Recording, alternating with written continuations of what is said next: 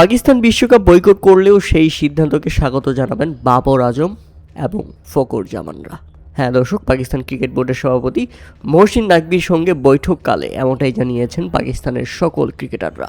উল্লেখ্য যে বিশ্বকাপের দল ঘোষণা করে দেওয়ার পর পাকিস্তান সুপার লিগের অকশন উপলক্ষে একটা ঘরোয়া আলোচনায় বসেছিল পাকিস্তান ক্রিকেট বোর্ড এবং তাদের ক্রিকেটাররা, যেখানে বিশ্বকাপ, পিএসএল এমনকি বাংলাদেশ ইস্যু নিয়েও সেখানে ব্যাপক আলোচনা হয়।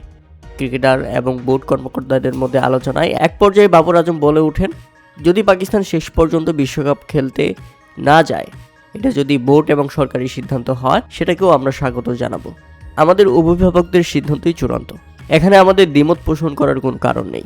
এদিকে পাকিস্তানের প্রধানমন্ত্রী শেহবাজ শরীফের সঙ্গে ইতিমধ্যে বৈঠক শেষ করে ফেলেছেন পাকিস্তান ক্রিকেট বোর্ডের চেয়ারম্যান মহসিন নাকভি। এখন শুধু ঘোষণা করার বিষয় পাকিস্তান আদৌ বিশ্বকাপ খেলতে যাচ্ছে নাকি বাংলাদেশকে সমর্থন করে তারাও বিশ্বকাপকে বয়কট করছে। আর যদি পাকিস্তান বিশ্বকাপ বয়কট করে, তাহলে আইসিসিকে 22তম দল খুঁজে নিতে হবে, এমনকি সেটা হতে পারে উগান্ডা। আর উগান্ডাকে খুঁজে নিলে ভারত পাকিস্তান নয়, ভারত উগান্ডার মধ্যে হাই ভোল্টেজ ম্যাচ হবে। প্রিয় দর্শক, এ ব্যাপারে আপনাদের মতামত অবশ্যই আমাদের কমেন্ট করে জানাবেন।